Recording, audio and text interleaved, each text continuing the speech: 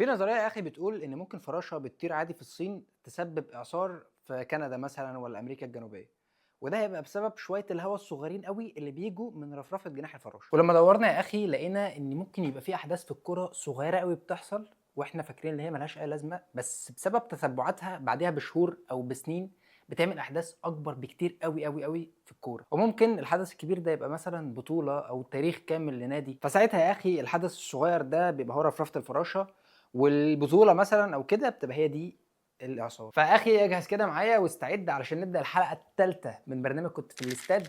هحكي لك شويه قصص وستيك. بس قبل ما نبدا يا اخي عايز اقول لك ان احنا هنا بنصور في كرييتورز ستوديو اللي البرنامج ده برعايته. فيا اخي قبل ما نبدا الانترو او احنا بنبدا الانترو براحتك يعني، لايك شير سبسكرايب، واللي محتاج تقوله قوله في الكومنتات. انت اخوك كبير يعني وانا هقبل منك اي حاجه عادي. يا انت انا بصراحه يا ريت. اقعد يا جبل اقعد يا جبل. وكل الخوف على اللي جاي مش على اللي بعد كده.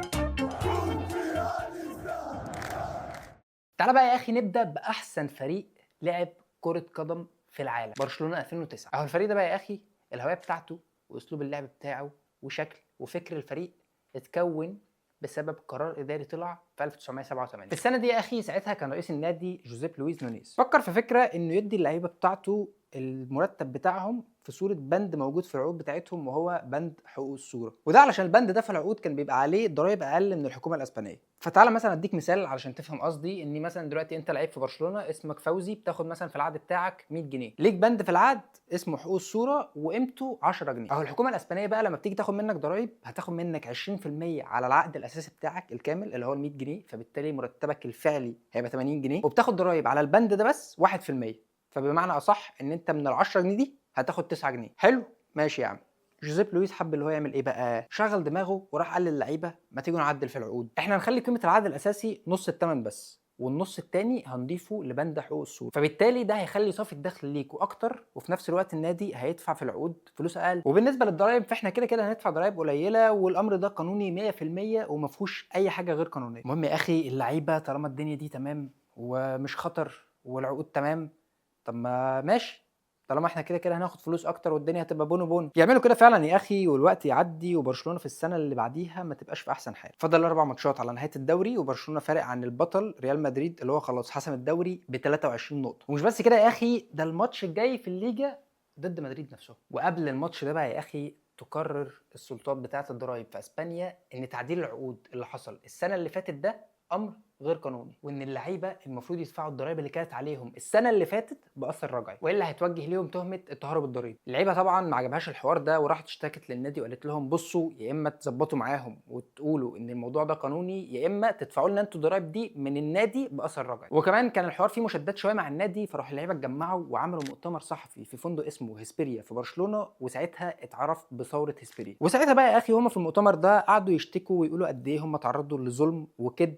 من رئيس النادي جوزيب لويس، وان هم ما كانوش قصدهم يعملوا اي حاجه غير قانونيه، بس رئيس النادي هم اللي خلاهم يعملوا كده. وكانوا مركزين قوي ان هم يبقوا كلهم اللعيبه كلها موجوده مع بعض في المؤتمر ده علشان يحموا بعض، اللي هو علشان طول ما احنا عدد كبير مفيش حاجه هتحصل. اللي هو يعملوا ايه يعني؟ هيمشوا الفريق كله؟ اكيد لا. المهم اللي كان عارف الحوار ده بقى من الاول مين؟ لويس اراجونيس المدير الفني لفريق برشلونه. وساعتها راح اجتمع مع جوزيب لويس رئيس نادي برشلونه في السر، وراح قال له بص، اللعيبه بتفكر ليه تعمل 1 2 3، بس انا هقف معاهم ومش هينفع ان انا اقف ضدهم، لان انا لو وقفت ضدهم الفريق هيتفكك، والماتش الجاي قدام مدريد هنخسر وبفضيحه، وساعتها هنبقى طالعين علينا فلوس وخسرانين بفضيحه في الكلاسيكو اللي انت عارف ان ده اوريدي بطوله لوحدها يعني، وكمان انت كرئيس نادي هتطردني. بس يا اخي لويس اراجونيس اقنع جوزيب لويس ان انا لو وقفت مع اللعيبه هم هيحسوا بالانتصار، وساعتها نعرف ان احنا نكسب الماتش الجاي ونعدي الازمه دي، وبعديها نشوف بقى حوار الضرايب ده بعدين. Gol. Hoy Carrasco, que agarró ese tiro raso. Ahora sí, reaccionó público, minuto e 20 segundos, primera oportunidad do Barcelona, corner. وفعلا يا اخي زي ما قلت لك اللعيبه عملوا المؤتمر وانتقدوا جوزيب لويس نونيز بشده، وساعتها خلاص هو كل الناس ما بقاش على لسانها غير سيره تمرد هيسبيريا. بس اللي حصل بعد كده ايه بقى يا اخي؟ مشجعين برشلونه غضبوا جدا جدا جدا من المؤتمر ده، لان هم شافوا اللعيبه دول لعيبه طماعه شويه من المرتزقه، مش هاممهم النادي ومش هاممهم اي حاجه غير موضوع الفلوس وخلاص. وغضب جماهير برشلونه ما وقفش بس هنا، بل بالعكس كمان في الماتش اللي بعديه اللي هو بتاع ريال مدريد اللي بالمناسبه يعني برشلونه كسبته 2-0، بس ساعتها الجماهير كانت طول الماتش عماله بتصفر، بس مش على لاعبين ريال مدريد، كانوا بيصفروا على لعيبتهم هم، لعيبه برشلونه. وجماهير يا اخي بعدها طلبت من جوزيف لويس نونيز اللي هو يمشي اللعيبه دول كلهم ويمشي المدرب، ومش عايزين ناس مرتزقه في النادي، احنا عايزين ناس فعلا بتحب النادي. فرئيس النادي سمع الكلام طبعا، وكان اول كبش فدا يعني هو لويس اراجونيس المدير الفني مشاه، وجاب مين بقى؟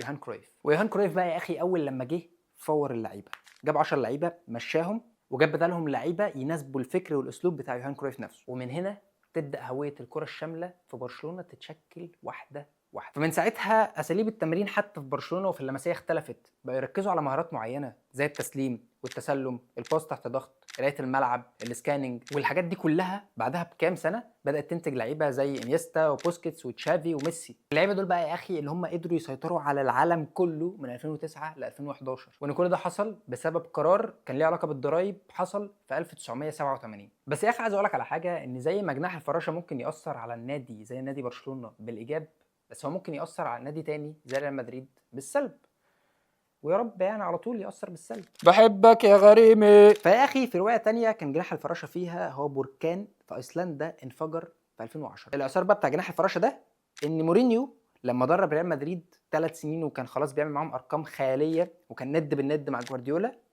مشي من النادي عشان في 2010 يا اخي يبقى في لاعب صاعد اسمه روبرت ليفاندوفسكي. اللعيب ده وهو لسه طالع قدر هو يخلص الدوري البولندي ب 18 هدف ويبقى هداف الدوري مع فريق ليك بوسنان، وده خلى انديه كتير موت عايزه تتعاقد معاه. بس اقرب ناديين كانوا دورتموند وبلاك بيرن في انجلترا، ومش بس اقرب ناديين، ده بلاك بيرن كمان كانوا قاطعين اشواط كتير قوي ناحيه ليفاندوفسكي وخلاص كانوا بيخلصوا معاه، وفاضل بس اللي هو يسافر انجلترا عشان يعمل الكشف الطبي ويمضي والحاجات دي. بس للاسف بقى يا اخي في نفس اللحظه دي بركان في ايسلندا اسمه ايفاتلا ياكوتول ينفجر فجاه، والدخان اللي فضل يطلع من البركان ده ساعتها وقف الطيران في المدار الاوروبي لمده شهور. وساعتها بقى يا اخي ليفاندوفسكي لقى ان خلاص سوق الانتقالات هيقفل وهو عايز يروح نادي تاني اكبر ومش عارف اللي هو يسافر انجلترا عشان يمضي العقود، فمين الاقرب التاني؟ دورتموند. هي وفعلا يا اخي راح يمضي مع دورتموند، وفي اول فتره ليه هناك كان بديل اكتر من رائع. فكان يورجن كلوب اللي كان بيدرب الفريق ساعتها كان بينزله اخر ربع ساعه مثلا ولا تلت ساعه، وفعلا بيقدر هو يسجل، وده كان مخلي كلوب دايما عايز يلاقي مكان لليفاندوفسكي في التشكيله بدل المهاجم اللي كان بيلعب ساعتها باريوس، علشان يعرف يستفيد بالاثنين وفي نفس الوقت مش عايز يقعد ليفاندوفسكي ده دكه. وفعلا قرر في اخر سيزون 2011 انه هيلاعب ليفاندوفسكي تحت باريوس رقم 10 وهيلعب بالاثنين في الملعب. وبعد ما السيزون ده خلص بقى يا اخي باريوس راح مع باراجواي يلعب البطوله بتاعت كوبا امريكا في امريكا الجنوبيه، وفعلا باريوس عمل بطوله خطيره وقدر هو يوصل مع باراجواي لغايه النهائي، بس للاسف في اخر ماتش اتصاب اصابه غشيمه. الاصابه دي اخرت باريوس شويه ويبدا الموسم الجديد وباريوس كان لسه مصاب، فيلعب ليفاندوفسكي هو المهاجم وساعتها يتثبت ويبقى هو الاساسي حتى لما باريوس يرجع. ومش بس كده، ده يقدر في السنه دي ان هو يفوز بالدوري مع دورتموند والكاس، وفي نص نهائي الكاس قدام بايرن ميونخ يحط هاتريك. Tunnel, Schweinsteiger und Lewandowski. Knochentrocken Wittler. Neuer, was macht er denn da? Lewandowski!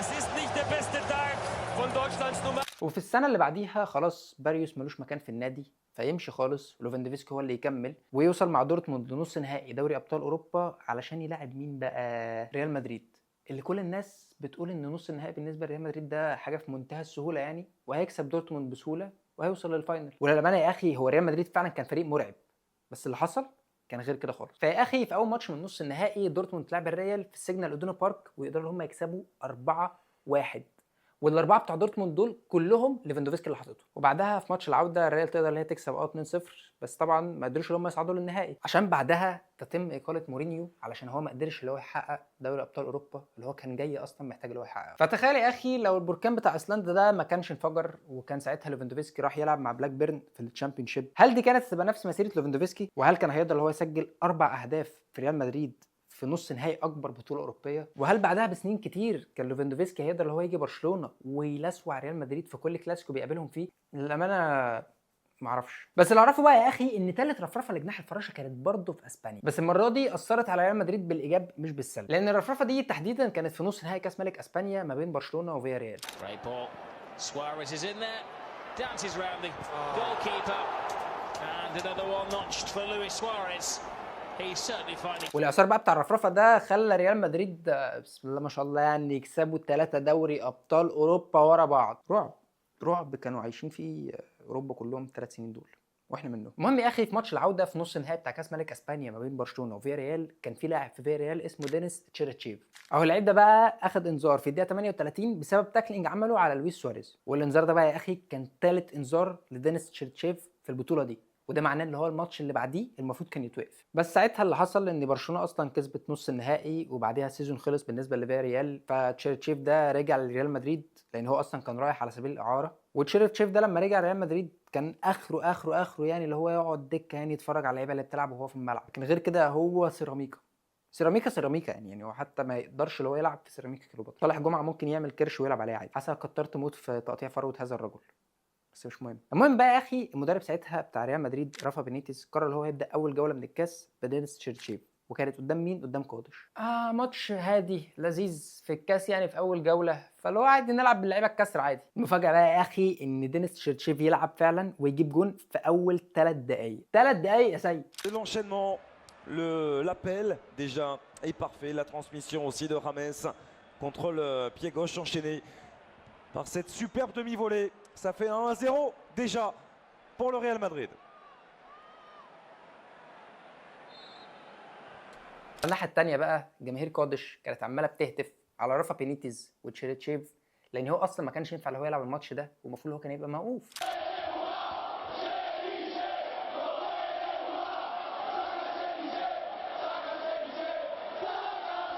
وبينيتيز كان فعلا اخد باله وخرجه ما بين الشوطين، قال يعني احنا ما فشناكش كده. فاللي حصل بعدها يا اخي ان الموضوع ما عداش عادي، والاتحاد الاسباني قرر اللي هو يطلع ريال مدريد من البطوله ويأهل قادش على حساب ريال مدريد، عشان ريال مدريد لعبوا لاعب موقوف، وده يعتبر امر غير قانوني. بس يا عم الفكره انها يا ريتها جت على قد كده. بينيتيز يا اخي كان مدرب سيء موت سواء اداء او نتائج، والجماهير كانت غضبانه عليه فشخ، وكانت دايما عايزه اللي هي تغير السباك اللي موجود ده. فلورنتينو بيريز اول لما حصل الموقف بتاع الكاس ده راح باشا اداله الصابونه وزحلقه من النادي، وريال مدريد اعلن ان هو بيدور على مدرب مؤقت يكمل بيه السيزون. وساعتها المدرب المؤقت بقى كان مين بقى؟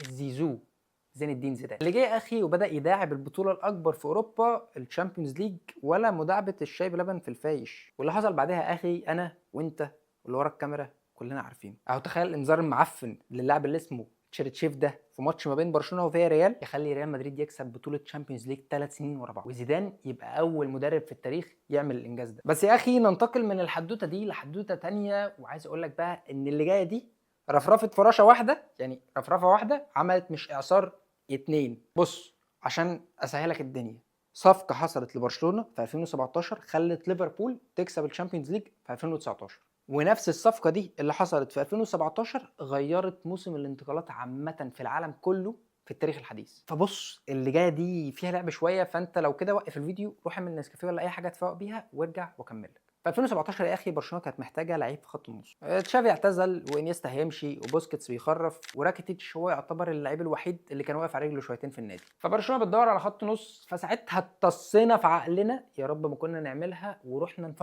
نفكر بس اللي احنا نتعاقد مع مين؟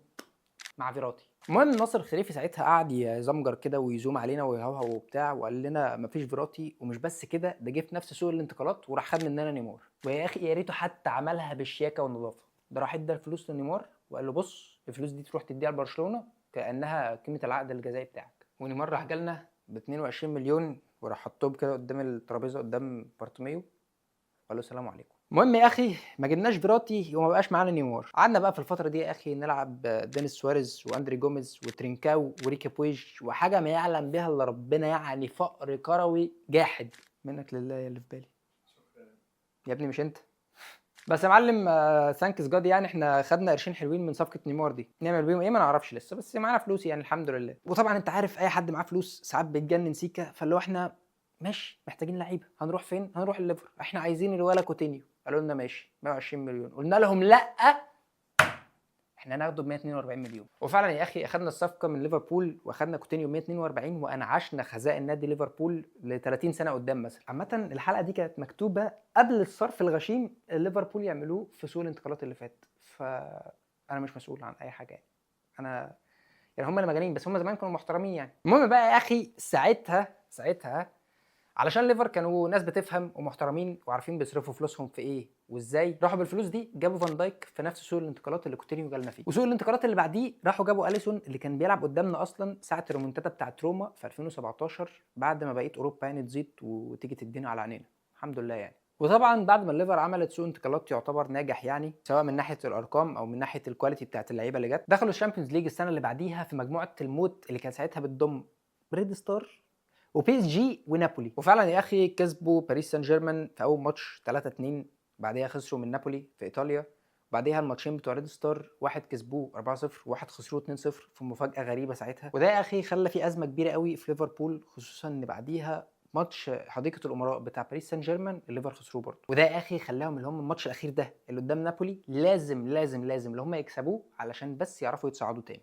وفعلا يا اخي بعديها الشوط الاولاني صلاح يعرف يحط جون ويخلي ليفربول تتقدم، بس في الشوط الثاني احنا بالنسبه لنا كجمهور شفنا ماتش خطير. بس ليفر كانت في ازمه، لان الليفر ساعتها كانت لازم اللي هي تكسب عشان تتاهل، بس التعادل او الخساره كان هيخلي نابولي هي اللي تتاهل. وده يا اخي لغايه الكره اللي جت لنابولي في الدقيقه 91 في الستة يارد اتشاطت، وقدر اليسون بعديها ان هو يحافظ على التقدم بتاع فريقه 1-0. اخي انا عايز اقول لك ان الكره دي لو ما كانتش اتصدت من اليسون يعني كانت الليفر هتودع البطوله دي اساسا من دور المجموعات. وعلى الناحيه الثانيه اليسون ده اصلا ما كانش هيبقى في ليفربول لو كوتينيو ما كانش راح برشلونه، اللي اصلا جه برشلونه علشان نيمار مشي، علشان ناصر خليفي قرر اللي هو يأذي اللي جابونا عشان بس فكرنا اللي احنا نتعاقد مع فيراتي. او اخي بسبب كل ده بقى ليفربول صعد من المجموعات وكمل طريقه في البطوله عادي وكسب البطوله، وكل ده بسبب حد احنا بس فكرنا نجيبه. لا ومن اجل تجميل القصه برضو الليفر نفسهم وهم في البطوله عدوا علينا كده، ده سفلتونا سيكا كده، فكسبونا في نص النهائي 4-0 يعني بريمونتادا تاريخيه بالنسبه لجمهور الكوره كله، بس مش بالنسبه لنا. يلا الحمد لله. نرجع بقى يا اخي للاثار الثاني اللي حصل بسبب فيراتي برضو، لاني في 2018 رونالدو في ريال مدريد ما كانش وضعه احسن حاجه، بعض الخلافات مع فلورنتينو بيريز، وفي نفس الوقت رونالدو كان عايز اللي هو يجدد عقده مع ريال مدريد برقم خرافي بيريز ما كانش موافق عليه، وده بعد الفتره الصغيره اللي اتصرف فيها العقد بتاع ميسي بتاع الثلاث خمسات ده. فرونالدو بعد اللي حصل ده كله قال انا حجم انجازاتي مع ريال مدريد يخليني اطلب الرقم اللي انا عايزه وانا عايز كذا. بيريز رفض تماما، اولا قال له مفيش فلوس عشان كانوا ساعتها بيجددوا الملعب بتاع ريال مدريد، ثانيا ان فلسفه بيريز اصلا بتقول ان اي لعيب بعد سن ال 30 بلاش ان انا اربطه معايا بعقد طويل وبفلوس كتير، وده زي اللي حصل مع لعيبه كتير قوي من الجيل ده في ريال مدريد. المهم يا اخي بعد الرفض بتاع الطلب بتاع رونالدو ده بعديها بكام يوم اتسربت اشاعات كده ان نيمار ممكن يجي ريال مدريد، والكلام ده كان بدا اللي هو يتسرب فعلا ويبقى واضح فعلا، لان نيمار لو جه بالنسبه لفريق برشلونه طبعا هتبقى صفعه والغريم هيبقى علم عليه، وفي نفس الوقت ما هو نيمار برده ما كانش مفاير مود في باريس يعني الفريق اللي هو راح علشان يحقق فيه البالون دور. فيا اخي بما ان مفيش دخان من غير كفته، رونالدو اتعصب جدا جدا جدا وقال طب ما هو في فلوس اهو، وغير كده هو انتوا ازاي بتفكروا في نيمار وهو اصلا بيلعب في المركز بتاعي، ولو على السن فانا كده كده لياقتي تمام ومش هبطل كوره لغايه ال 40 مثلا، انا لو النادي ما جددليش انا همشي. بيريز بمنتهى الشياكه وبمنتهى السلاسه راح مديها له من تحت لتحت كده، الباب يفول 130,000 جمل. رونالدو ساعتها ما عجبوش الوضع واشتعل غضبه جدا، وقرر ساعتها انه يسيب نادي ريال مدريد، النادي اللي قعد معاه 9 سنين وحرفيا حقق معاه كل حاجه ممكن يتخيلها، وهيروح يوفنتوس اللي هو قعد معاهم ومشي لغايه 2021. وفعلا يا اخي وهو في يوفنتوس حقق معاهم انجازات وهداف دوري وبتاع ودوري والكلام ده كله، بس كان رايح على هدف معين وهو دوري الابطال وما قدرش اللي هو يحققه، فقرر في 2021 اللي هو خلاص انا همشي، وكانت اقرب واجهه ليه ساعتها هي السيتي. مانشستر سيتي هي طبعا الرايفل الاول لمانشستر يونايتد، النادي اللي كان بيلعب فيه رونالدو زمان. ايه اللي حصل بقى كده يا اخي؟ السير اليكس فيرجسون كلم رونالدو وقال له ان انت لو رحت السيتي هتبقى ساعتها بتدمر كاريرك اللي انت بنيته مع مانشستر يونايتد. ومكالمه التليفون دي يا اخي كان فيها السحر، ورونالدو اقتنع وراح لغى مع السيتي وركب نفس الطياره اللي راح مانشستر، بس راح لمانشستر يونايتد. وبسبب ان القرار ده يا اخي كان عاطفي اكتر ما هو قرار عملي، لان ساعتها كانت السيتي محتاجه رونالدو ورونالدو محتاج السيتي، بس هو انساق نوعا ما ناحيه العاطفه، فخلى الوضع هناك في اليونايتد ما كانش انسب حاجه. هو راح على فرقه مش محتاجه رونالدو دلوقتي، ورونالدو مش محتاج دي دلوقتي، وبسبب كل ده يا اخي قابل مشاكل كتير قوي من حيث ظروف النادي، طرق اللعب، وحاجات كتير تانية. وكمان قعد يخش في صدمات كتير مع المدربين زي سولشاير وراجنريك واخرهم تنهاج، وده خلى البيئه بتاعت مانشستر يونايتد مش مناسبه لرونالدو وعماله بتتحول من سيء لاسوأ، لغايه لما قرر بعد كاس العالم 2022 ان هو هيروح السعوديه. ووقتها يا اخي قرر ان رونالدو يلعب في السعوديه مع نادي النصر، ده كان قرار جريء بشكل مرعب. ناس كتير قوي كانت بتنتقد رونالدو اللي هو انت خلاص شطبت عالمي ورايح تلعب في السعوديه وبتاع، بس من بعد القرار ده ياما في لعيبه راحت دلوقتي تلعب في السعوديه وخلاص الامر بقى عادي. وكمان دلوقتي مش لازم اللعيب مثلا يكون بيشطب ولا خلاص عدى سن ال 30 ولا اي حاجه، في لعيبه صغيره دلوقتي بتروح الدوري ده عادي. فخلاص الامر بقى معتاد ومش غريب بالنسبه للكوره، وان في لعيبه تروح مثلا الدوري السعودي او النادي كذا في الدوري السعودي او كده، خلاص بقى عادي. وناس كتير سمت ده بالرونالدو افكت. بس تعال نفكر كده بقى، ان لو نيمار ما كانش مشي من برشلونه وما لمعش سيكا كده في عين ريال مدريد، وان رونالدو لو كان طلب ان العقد يتجدد واتجدد فعلا وكان ساعتها هيكمل مع ريال مدريد، هل كنا هنشوف كل اللعيبه دي في الدوري السعودي دلوقتي اللي راحوا بعد ما رونالدو راح؟ فيا اخي اي لعيب في الدنيا لو كان راح الدوري السعودي عمر ما تاثيره كان هيبقى زي رونالدو. وده يا اخي اللي حصل بسبب برضه نفس الصفقه بتاعت فيراتي اللي احنا كنا بنفكر فيها عشان نوصل لشكل الكوره دلوقتي وشكل الانتقالات دلوقتي. المهم يا اخي دي بعض القصص كده اللي فيها تاثير الفراشه شويه شغال، واحنا نقدر ان احنا ناخد بالنا من ده. بس في قصه تانية هي الاعظم في التاريخ، وهي قصه حصول ميسي على كاس العالم 2022. والقصه دي شغاله من 2006 في الدوري النرويجي. فيا اخي لو عجبتك الحلقه دي، او لو حسيت ان القصص دي اول مره تسمعها عن الكوره مثلا او كده، فاحب اقول لك اني انتظر الحلقه الجايه، لان هي بجد حلقه هتبقى مشوقه موت. وما تنساش يا اخي اللايك والسبسكرايب والشير والكومنت. عايز افكرك ان انا مايكل ماجد، وده برنامج كنت في الاستاد، واحنا هنا بنصور في كرييتور ستوديو الراعي بتاع البرنامج ده. اتمنى تكون عجبتك الحلقه، و سام مرسي.